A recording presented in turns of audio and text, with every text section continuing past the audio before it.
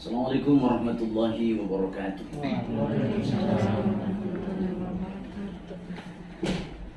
Alhamdulillah. Alhamdulillahi wa kafa. Assalatu wassalamu ala nabiyil mustafa wa ala alihi wa ashabihi ahli siddiqi wal wafa. Asyhadu an la ilaha illallah wahdahu la syarikalah wa asyhadu anna sayyidina Muhammadan abduhu wa rasuluhu la nabiyya ba'dah. Allahumma aftah alaina futuhal arifin bihikmatika wansur alaina rahmataka wa dzakirna wa nasina ya dzal jalali wal ikram. Ya hayyu ya qayyum la ilaha illa anta bi rahmatika astaghfir. Qala Allah ta'ala fil Qur'anil Karim. A'udzu billahi minasyaitonir rajim. Laqad kana lakum fi Rasulillahi uswatun hasanah. Al-ayah. Ya Allah biha ya Allah biha ya Allah bihusnil khatimah. Wa ba'du. Pada ini juga Ibu Yuli yang saya hormati, juga seluruh jemaah sekalian, akan teteh Bapak Ibu rahimakumullah. Alhamdulillah kita masih diberi kesehatan, kekuatan dan keistiqomahan untuk hadir di majelis ini. Mudah-mudahan setiap langkah kita menuju tempat ini menjadi penggugur bagi dosa-dosa kita, menjadi penyebab diangkat derajat kita di sisi Allah, dan menjadi penyebab berkumpul kita di surganya Allah. Amin ya rabbal alamin. Mari kita mulakan sama-sama dengan membaca basmalah. Bismillahirrahmanirrahim.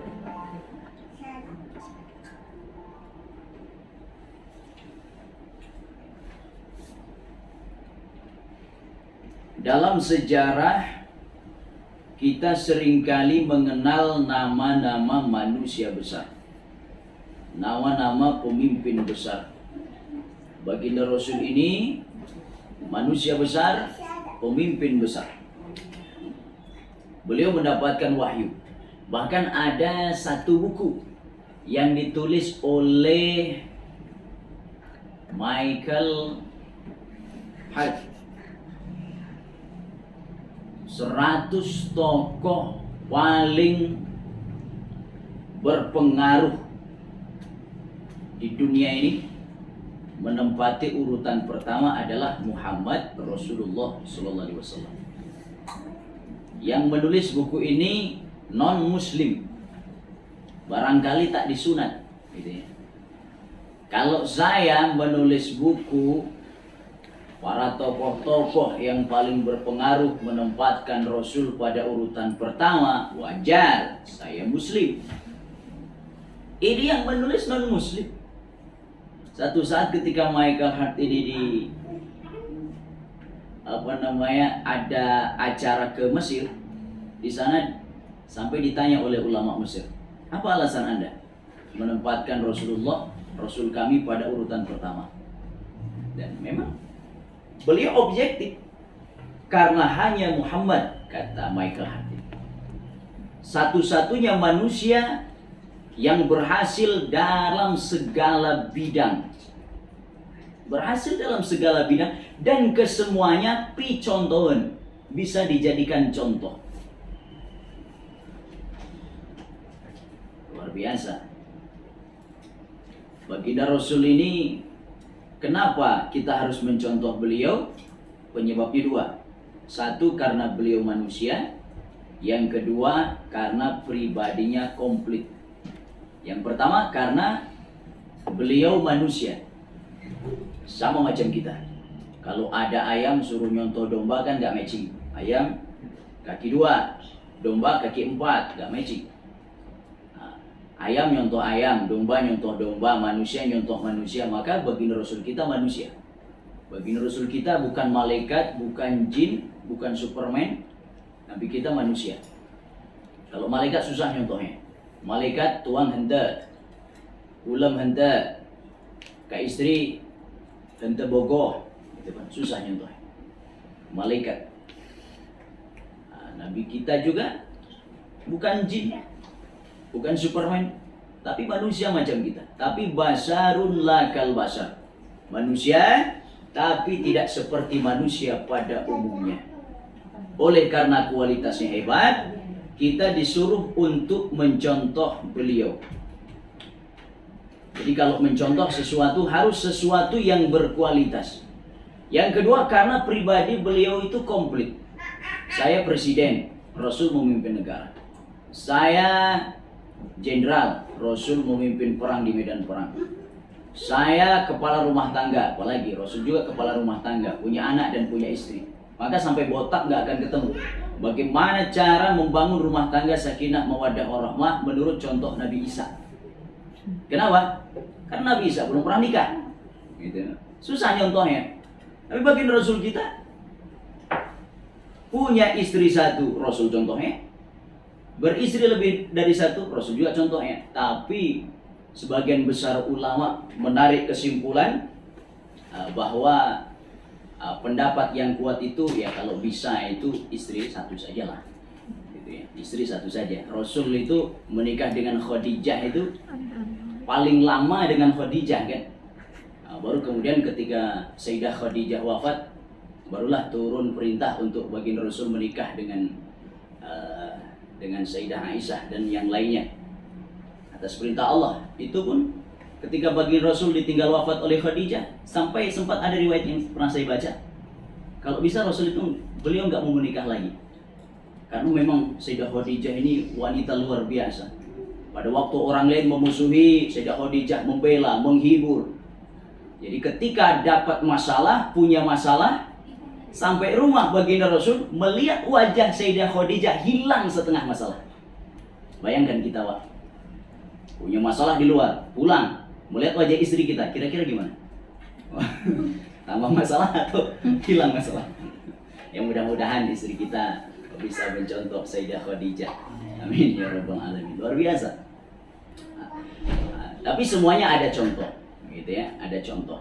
Kembali ke awal tadi. Saya kepala rumah tangga, Rasul punya anak, punya istri.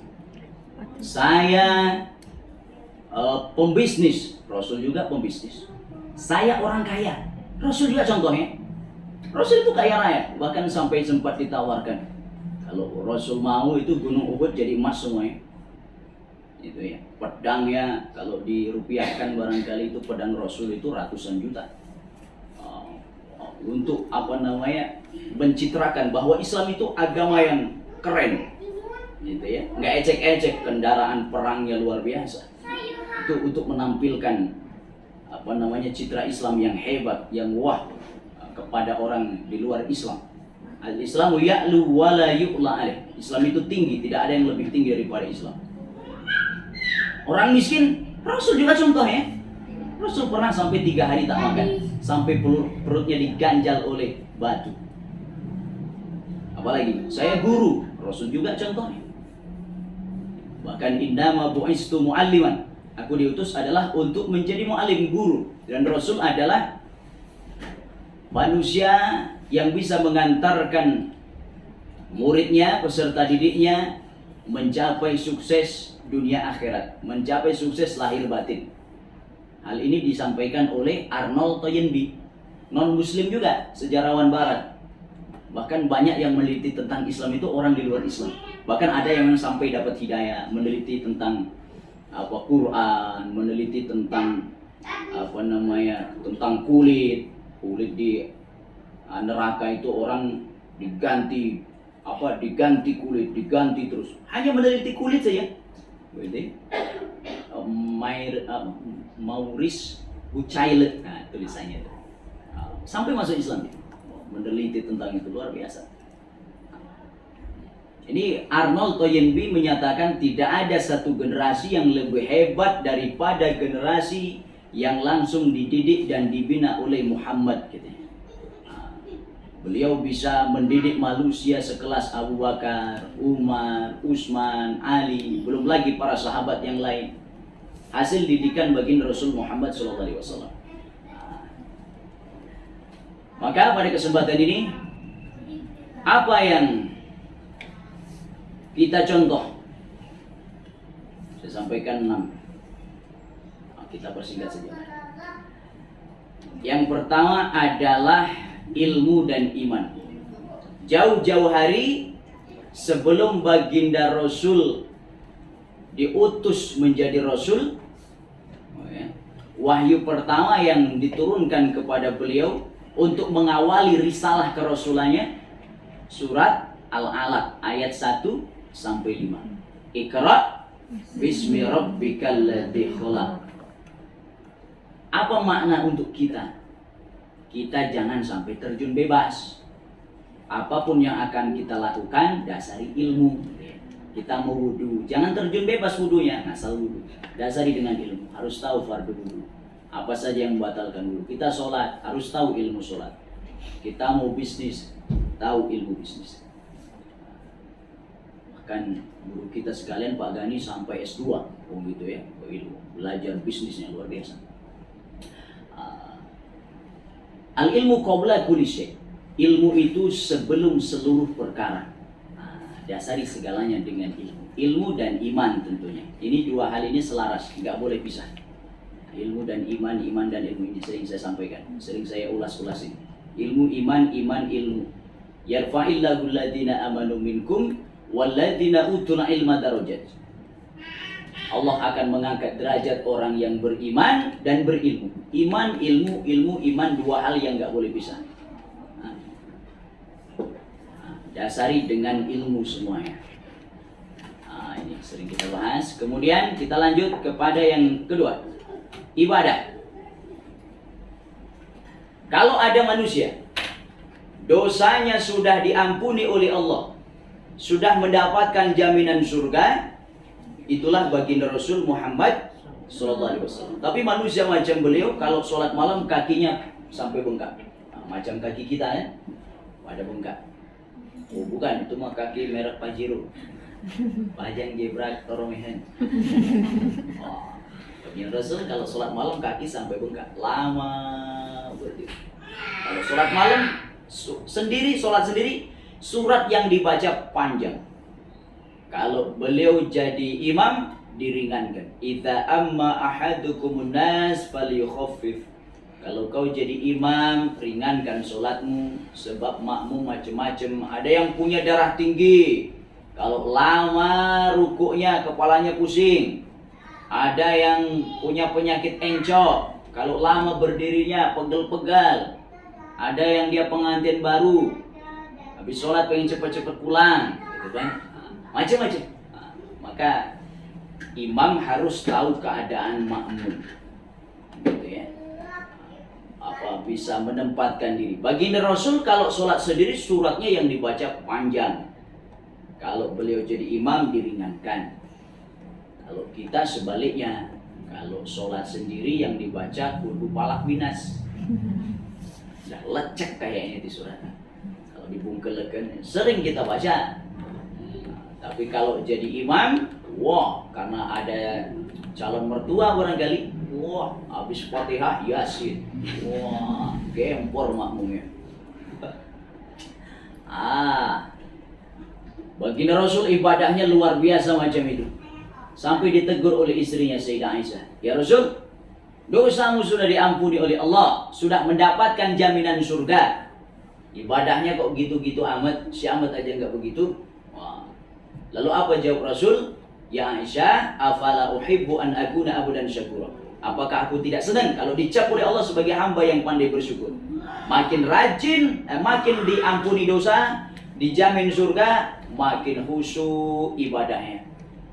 Bayangkan kita, bagaimana kalau kita sudah dijamin surga? Sepilah masjid. Kunaon taraka masjid deui, sudah dijamin surga. Belum ada jaminan surga saja, nasib masjid kita luar biasa. Makin mengalami kemajuan saf.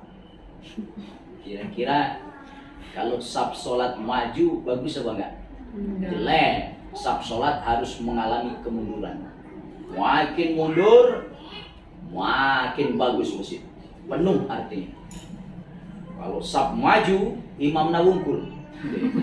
Muatan dia, qomat dia, imam dia, makmum karpet. Ada kan? Luar biasa. Ada. Namanya itu di satu kampung ada tukang adzan. Namina Ki Atma namanya.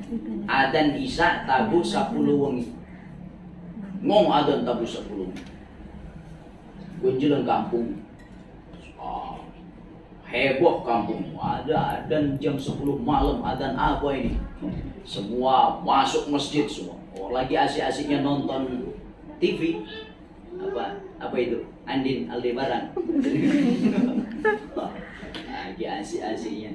Gimana itu tak tamat-tamat gitu. Ya penuh semua masuk masjid semua. Mau ngapain? Mau demo? Ki, warantos gelo ya. Adzan isya tabu 10 wengi. Jangan sebut saya gila. Tadi saya adzan isya pas waktu isya jam 7. Adzan saya, qomat saya, imam saya, makmum karpet. Ayeuna abi adzan tabu 10 wengi. Meni pinuh ya masjid. Nu gelo saha. Mangga pilih pada dicobian. Masjid adzan tabu 10 wengi. Allahu Akbar. Nah, kita belum ada jaminan ampunan, belum ada jaminan surga, tapi ibadah kita kok biasa-biasa saja. Harusnya kita lebih luar biasa. Baginda Rasul yang sudah dapat jaminan surga, sudah diampuni dosa, ibadahnya mantap luar biasa. Nah, harusnya kita yang macam itu. Tingkatkan ibadah kita. Jangan asal ibadah. Ini orang asal ibadah. Wah.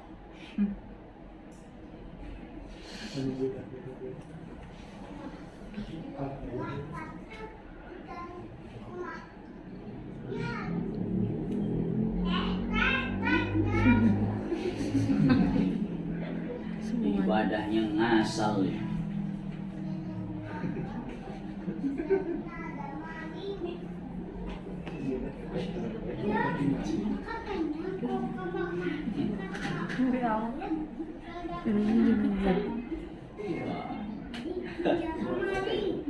Satu saat di yaumul hisab itu awwalu ma yuhasabu bihil abdu yaumal qiyamah as-shalah. Amal perbuatan yang pertama kali akan dihisab dari seorang hamba pada hari kiamat adalah sholat. Kalau sholatnya bagus, benar, tahu ilmunya, tertib, maka bagus amalan yang lainnya. Puasa, zakat, infak, sedekah, kebaikannya ikut bagus semuanya. Tapi kalau dilihat sholatnya rusak, nggak karu-karuan sholatnya, maka amalan yang lainnya ikut rusak juga. Infak, zakat, sedekahnya, kebaikannya ikut menjadi rusak. Bahkan ada riwayat lain mengatakan sholat orang yang ngasal itu diserupakan seperti gombal, uwal itu. Ini sholatmu dilemparkan ke wajahnya. Tentu sangat menyedihkan. Maka perbaiki cara sholat kita. Ya setidaknya sholat yang wajib dulu. Syukur tambah dengan yang sunnah. Amalan yang sunnah-sunnah ini qobliyah, ba'diyah, tahajud, duha, witir, itu menambal bagi sholat wajib yang kurang sempurna. Maka kalau sholat yang wajibnya kurang sempurna, apakah ada sholat sunnahnya? Ada, tambal dengan yang sunnahnya. Tapi kalau yang wajibnya kurang bagus, kurang sempurna, sholat sunnah pun tidak, maka itu menyedihkan. Kemudian yang ketiga, akhlakul karimah. Yang ketiga, akhlakul karimah. Pertama, yang perlu kita contoh dari baginda Rasul, mengawali segalanya dengan ilmu dan iman. Segala amalan selalu kita awali dengan ilmu dan iman. Yang kedua, cara ibadah. Kita perbaiki ibadah kita. Lalu yang ketiga yang harus kita contoh adalah akhlakul karimah. Akhlak yang mulia. Kana khuluqul Quran. Baginda Rasul itu terbukti akhlaknya akhlak Al-Quran. Akhlaknya akhlak Al-Quran. Satu saat baginda Rasul di tengah perjalanan seperti orang kebingungan, berjumpa dengan nenek tua Yahudi yang seperti orang kebingungan.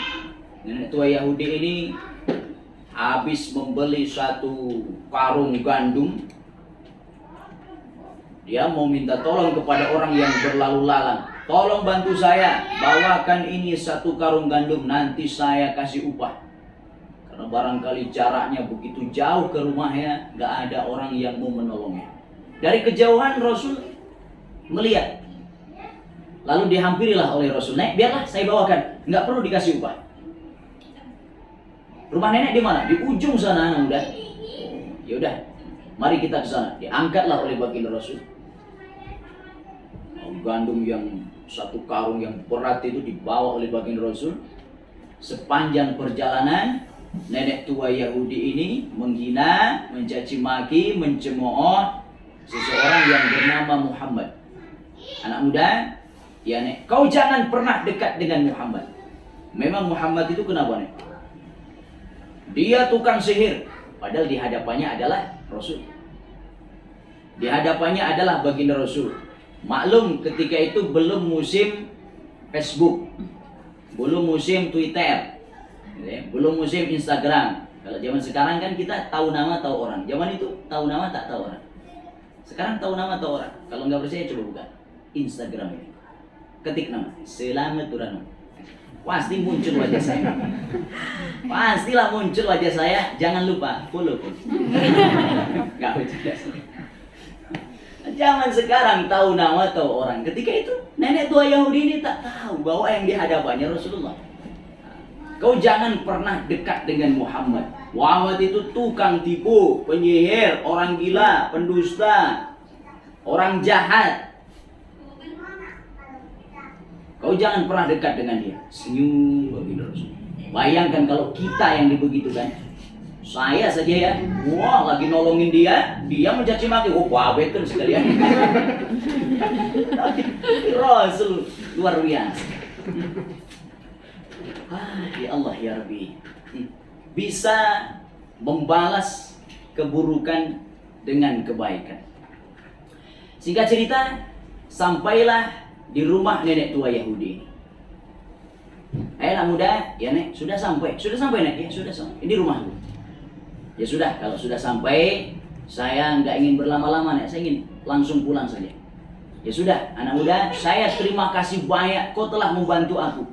Entah bagaimana nasibku kalau nggak ada engkau. Kau begitu baik. Ngomong-ngomong, siapa namamu? Siapa namamu? Nah? Dengan senyum Rasul menjawab, nek, nama saya Muhammad. Mendengar nama Muhammad terlontar dari lisan Rasul banyak berzikir. Hatinya bersih. Seketika membuat nenek tua Yahudi ini bergetar.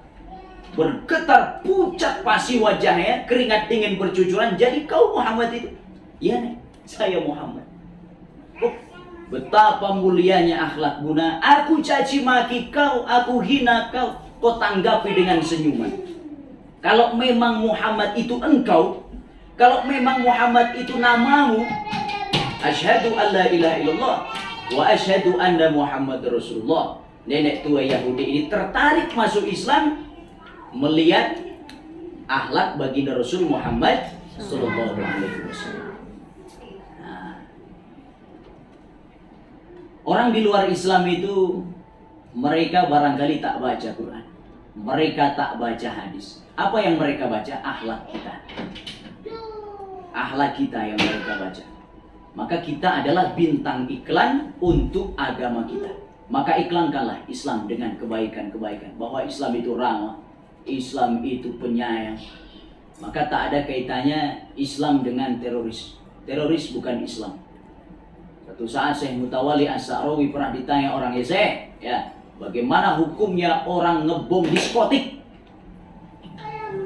Mati syahid? Apakah mati konyol? Mati konyol. Bukan mati syahid. Mati sangit. Gosong. Kok bisa? Apa bedanya dia dengan setan? Setan ingin agar orang mati. Matinya dalam kemaksiatan. Lalu orang yang ngebom diskotik, orang yang lagi diskotik, barangkali dia lagi mabuk. Lalu dia mati. Matinya sedang bermaksiat. Lalu apa bedanya dia dengan setan? Sama-sama ingin orang mati dalam bermaksiat. Maka tak ada kaitannya teroris dengan Islam. Islam bukan teroris.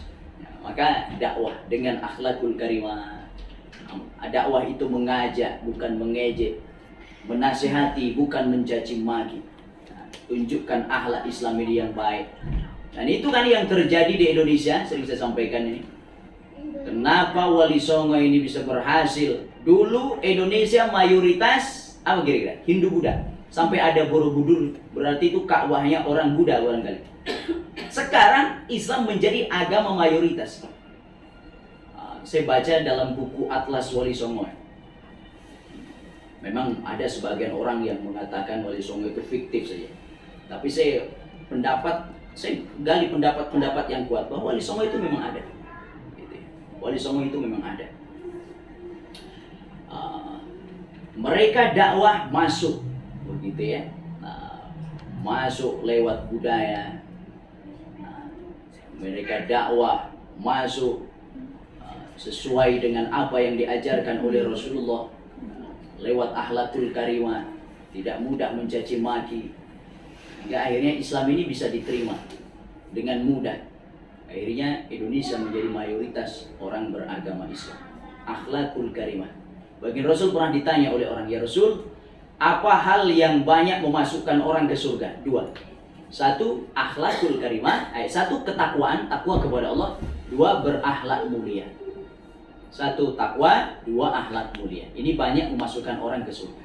Akhlak mulia, bertutur kata baik, sopan, terhindar dari hal-hal yang buruk. Akhlak mulia, takwa dan akhlak mulia banyak memasukkan orang ke surga. Lalu apa lagi yang membuat orang masuk neraka? 2 juga. Pertama, lisan yang tak baik, yang buruk. Gitu. Lisan yang banyak bermaksiat, lisan yang banyak berbohong, lisan yang banyak mencaci maki orang. Yang kedua, dosa diakibatkan karena kemaluannya. 2 hal ini yang dapat banyak membawa orang masuk ke dalam neraka. Maka laisa syai'un athqala fil mizan minal khuluqil hasan. Tidak ada satu perbuatan pun yang berat timbangannya lebih berat daripada akhlak yang baik. Bahkan satu saat Abu Jahal itu pura-pura sakit. Tolong sampaikan kepada Muhammad bahwa pamannya lagi sakit.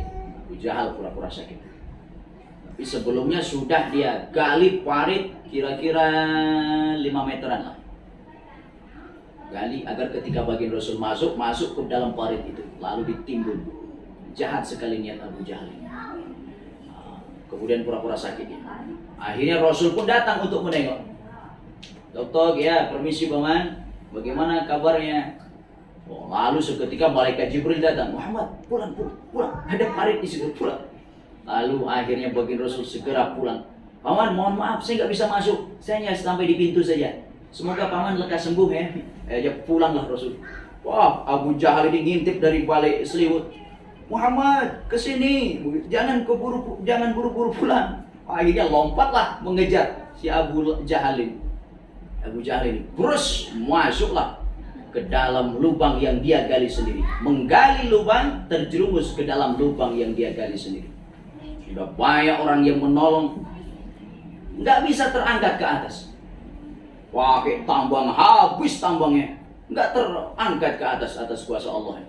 Nggak ada yang bisa menyelamatkan Abu Jahal masuk ke lubang itu. Oh, ini hanya Muhammad yang bisa, kata Abu Jahal. Tolong panggil Muhammad. Akhirnya baginda Rasul datang. Paman, mari, hanya pakai tangan ini saja baginda Rasul. Ayo paman, ke atas. Begitu. Pakai tangan Rasul. Akhirnya sampailah Abu Jahal di atas, bukannya mengucapkan terima kasih. Apa komentar Abu Jahal? Hai Muhammad, hebat benar sihirmu. Kalau kita cecek sekalian itu. Hebat benar sihirmu. Tapi baginda Rasul begitulah, begitu ya. Maka baginda Rasul itu salah satu daripada Nabi dan Rasul ulul azmi. Nabi dan Rasul yang ketabahannya, kesabarannya tingkat tinggi, luar biasa. Kalau kita nggak sabar menghadapi orang macam itu, Rasul, makanya Rasul itu partner Rasul siapa? Malaikat Jibril, begitu ya. Kalau kita barangkali partnernya sama siapa? Malaikat Israil. ada orang nggak taat Israil, cabut dia. Tapi baginda Rasul partnernya sama Malaikat Jibril, begitu. Ya, begitu ya. Agar tidak mudah naik pitam, sabar. Ditunggu sampai matinya agar dapat hidayah. Ternyata walaupun Abu Jahalnya ini orang tak beriman, rupa-rupanya punya anak pejuang Islam, namanya Ikrimah bin Abu Jahal. Ikrimah itu seorang pemuda, laki-laki. Ikrimah bin Abu Jahal itu pejuang Islam. Bapaknya kafir, tapi anaknya pejuang Islam. Abu Lahab punya anak perempuan, namanya Darrah. Darrah binti Abu Lahab. Darrah binti Abu Lahab. Maka baginda Rasul ketika ngimamin, baginda Rasul gak pernah, ketika yang jadi makmum itu Darrah, gak pernah baca surat Al-Lahab. Bayangkan, ketika yang jadi makmum adalah Darrah, putrinya Abu Lahab, tempat sila abilah biwatab, cilaka bapak mane. Itu menjaga perasaan Darrah, toleransi. Walaupun dia orang tak beriman, tapi menjaga perasaan anaknya. Bentuk toleransi baginda Rasul. Walid, itu musuh Islam, memusuhi Islam, tapi punya anak Khalid namanya, Khalid bin Walid. Bapaknya kafir juga, tapi anaknya panglima Islam yang tak terkalahkan. Jadi bagi Rasul punya visi ke depan. Barangkali nanti ada anak cucunya yang masuk Islam, tertarik dengan Islam. Bayangkan kalau bapaknya dihabisi, nggak punya anak lah dia. Begitu, selesai lah. Nah, gitu ya. Maka akhlak mulia ini adalah yang banyak memasukkan orang ke dalam surga. Kemudian, oke, kita persingkat saja. Yang pertama apa yang perlu kita contoh tadi tentang mendasari segalanya dengan ilmu. Yang kedua, ibadahnya. Kita tingkatkan ibadah kita. Yang ketiga, akhlakul karimah.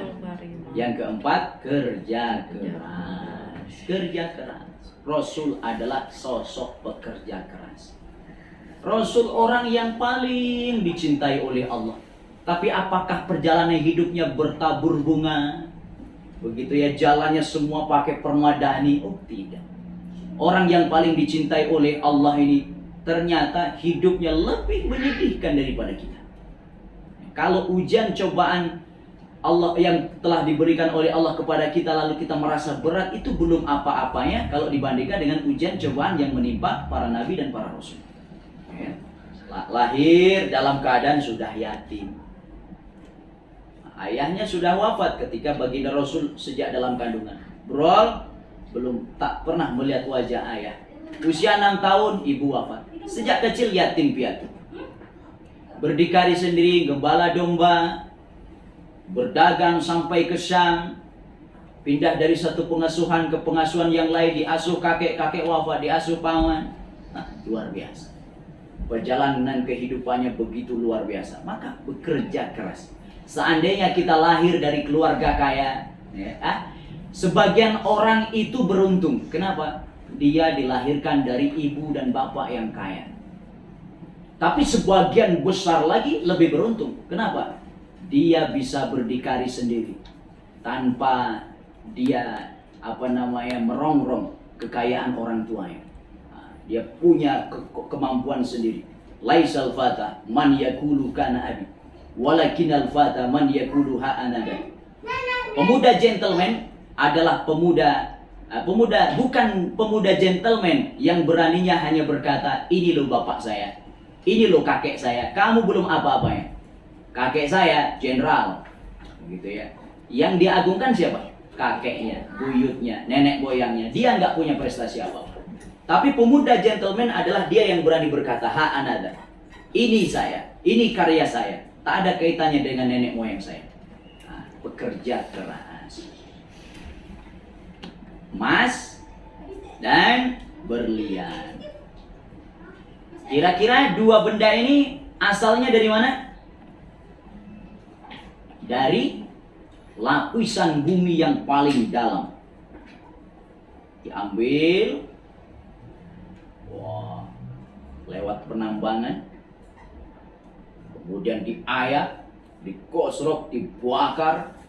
Mungkin nggak menjadi mengkilat macam ini kalau nggak dibakar, nggak digosrok? Nggak mungkin. Karena kesuksesan ini bergandeng lurus dengan kerja keras, dengan kesusahan. Wa maladzatu illa ba'da ta'ab. Tidak ada kelezatan dalam hidup kecuali setelah penderitaan. kecuali setelah kita bekerja keras. Gitu ya. Ingin hidupnya mudah, ingin hidupnya sukses, ingin hidupnya bahagia di masa depan, tapi malas. Gitu ya. Nah, itu tak nyambung. Maka kerja keras. Dan Islam ini dibawa oleh anak yatim piatu yang pekerja keras itu. Maka tak ada iman dalam diri orang yang masih bermalas-malasan. Nah, jadi Islam ini mengajarkan untuk bekerja keras. Fa idza qudiyatis shalah fantashiru fil ardi wabtagu min fadlillah. Apabila sholat telah selesai kau kerjakan, ayo bertebaran di muka bumi cari karunia Tuhan. Jangan jadi pemalas. Kerja keras. Lalu kemudian setelah kerja keras, kerja sama. Dasari ilmu dan iman. Iqra bismi rabbik. Kedua, ibadah. Kita tiru ibadah, kualitas ibadah baginda Rasul. Ibadahnya luar biasa, padahal sudah di zaman surga. Yang ketiga apa? Akhlakul karimah, berakhlak mulia, tutur kata baik, tingkah laku baik. Begitu. Kemudian yang keempat, kerja keras. Yang kelima, kerja sama. Kita bisa hebat kalau kita kerja sama. Saya bisa ngomong macam ini karena kita kerja sama. Ada bapak ibu akang teteh semua yang mau mendengarkan. Coba saya sendirian ngomong di sini. Barangkali ada orang negur, itu orang apa sudah lama macam itu yang ngomong sendiri. Nah, kita bisa hebat karena adanya orang lain. Kerja sama. Rasul dalam berjuang ada Abu Bakar, ada Umar, ada Utsman, ada Ali. Kerja sama. Rasul hebat, tapi dalam berjuang tidak sendiri. Super tim, bukan Superman, tapi super tim. Kita bisa hebat karena adanya orang lain. Ranking 1 dari 40 siswa. Bangga nggak? Bangga. Ranking 1 dari 1 siswa. Apa yang bisa dibanggakan? Gitu. Kita bisa hebat karena adanya orang lain. Cristiano Ronaldo, siapa dia? Bintang sepak bola. Kenapa dia bisa hebat? Karena ada 10 temannya. Maka disebutnya apa? Kesebelasan. Dia dan 10 temannya, jadi 11, kesebelasan, bukan kesendirian. Bayangkan kalau Cristiano Ronaldo sendirian, lawan Persib keok dia. Kenapa kita bisa hebat? Karena adanya orang lain, gitu ya. Nah, kerja sama, gitu ya. Sadari ada peran orang lain dalam hidup kita ini. Abu Bakar, lambang kebijaksanaan, tempat baginda Rasul bertukar pikiran, tempat baginda Rasul meminta nasihat, minta masukan. Ada Umar, orang yang gagah berani. Ada Utsman, mangdana, orang kaya, yang dermawan. Ada Pulus, mulus, tak ada Pulus, mampus lah. Gitu ya. Orang kaya, dermawan. Ada masjid, dibangun dengan modal bismillah. Bismillahirrahmanirrahim. Sudah, peletakan batu pertama sekaligus batu terakhir. Hente ayah mangdana, hente ayah bi ayah. Perlu orang kaya yang dermawan membantu perjuangan Islam lewat uangnya, gitu ya, lewat hartanya. Ada Ali, anak muda intelek, apapun mau asal untuk Islam. Ya, kita kerja sama. Apa yang tidak selesai kalau kita kerja sama? Semua selesai. Bersatu. Satu komando.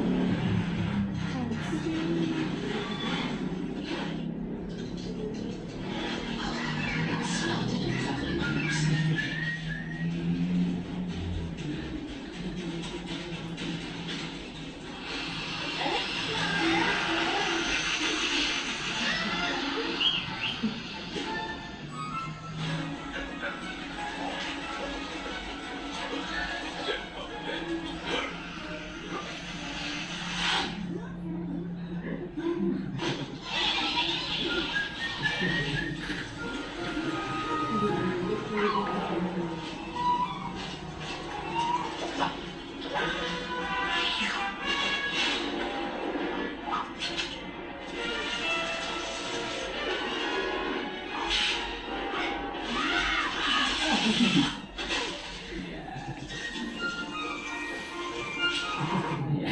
Kenapa kira-kira ini musuhnya kalah? Karena kerjasama, karena bersatu.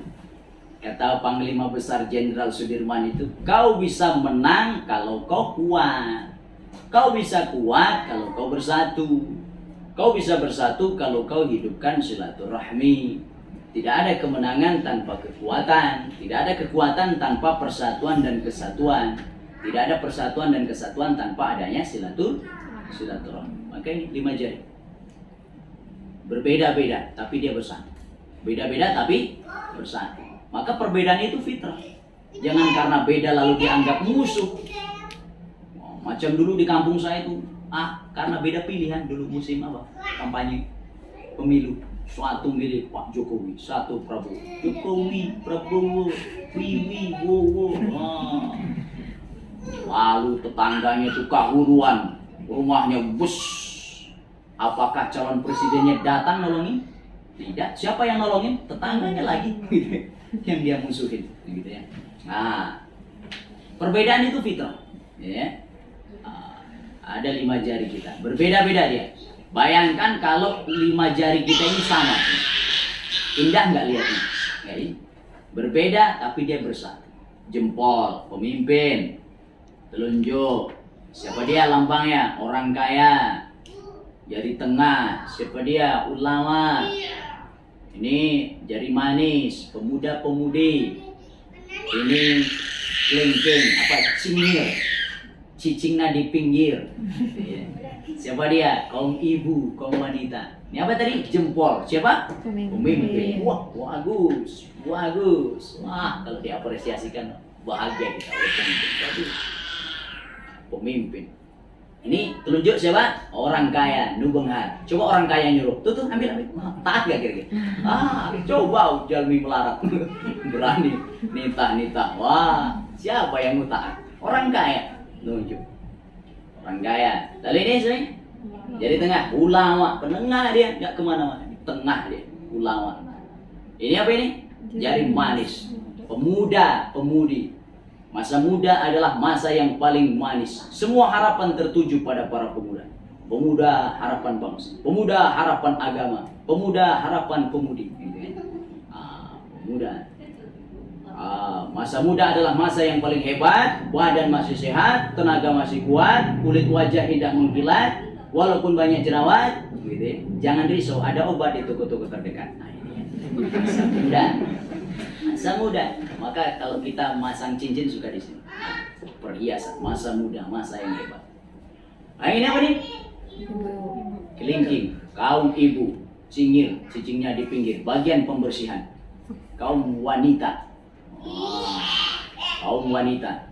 Ini jempol. Siapa tadi? Pemimpin. Sweet ketemu ini. Wanita. Pemimpin gagah, sweet ketemu wanita cantik, herang mencerang. Yang kalah siapa? Pemimpin.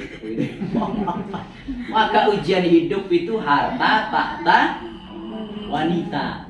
Tambah 2, Toyota dan Jakarta. Kalah. Ini apa ini tadi? Orang kaya. Sweet ketemu wanita. Siapa yang kalah? Wanita. Sampai dapatkan 80 juta. Kalah dia. Mohon maaf. Tapi kalau 5 pilar ini bersatu, pemimpinnya adil, orang kaya dermawan, ulama ya bijak, lalu pemuda-pemudinya beriman, wanitanya siap mendukung. Insya Allah satu peradaban akan maju. Bersatu padu walaupun berbeda-beda. Oke, kemudian ini ya. Cara merawat ukhuwah. Oke, sampai sini dulu barangkali. Ada pertanyaan? Untuk kita tinggal 7 menit lagi. Ada pertanyaan?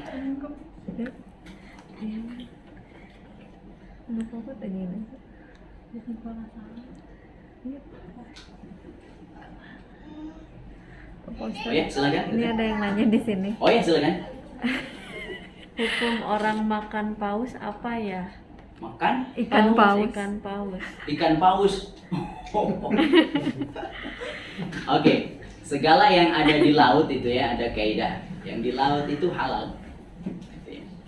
ada di laut itu halal. Cuma kemudian kembali lagi paus yang mana? Kan ada binatang yang dilindungi. Gitu. Walaupun secara hukum Islam itu halal, tapi kalau dia secara hukum negara adalah binatang yang dilindungi, tentu kita dapat dosa juga. Walaupun secara hukum halal, paus halal. Gitu. Ya. Udah. Oh iya, itu aja. Tanyaannya paus. Itu ya. Itu ikan di lautan itu Kristen semua. Wah, rajanya paus.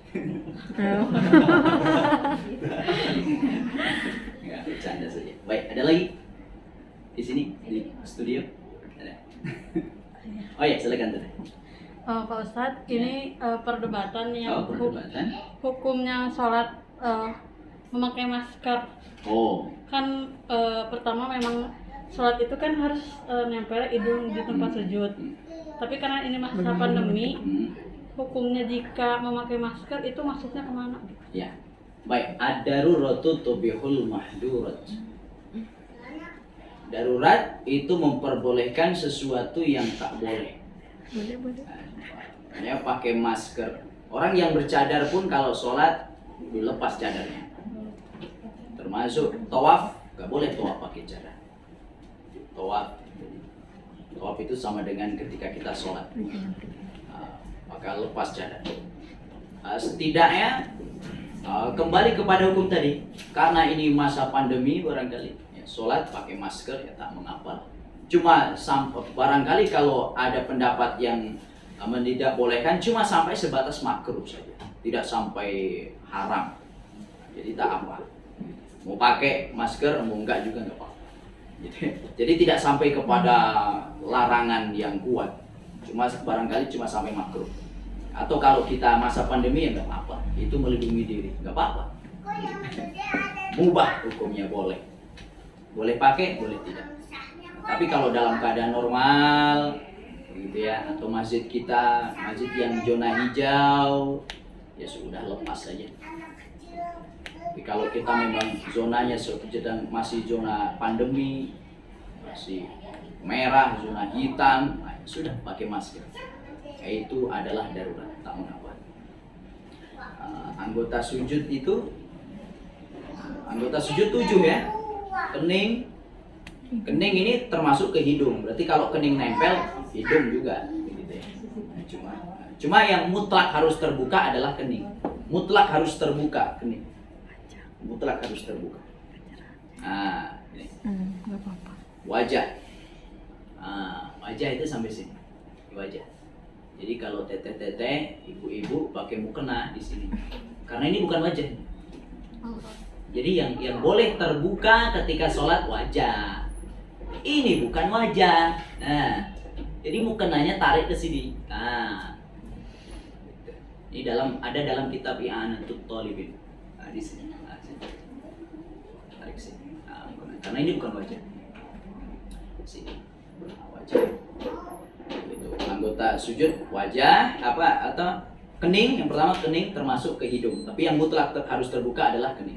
Jangan sampai ada sesuatu yang menghalangi, gitu ya, rambut atau pakai pecinya di sini, gitu. Kalau ke sini, nah buka, nah gitu ya. Teteh mukenanya yang pakai topi itu, nah itu suka nutupi, nah, maka pakai mukena ya, kerudung yang bisa ini nempel di tempat sujud. 1, 2, 3, ini anggota sujud. Ada apa juga, gitu ya. 1, 2, 3, 4, 5. Nah, ini harus nempel, gitu ya. Ini karena aurat ya harus tertutup ini. Yang penting ini nempel. Kemudian 6, 7 apa kaki. Nah, jari kaki harus ditikelkan begini.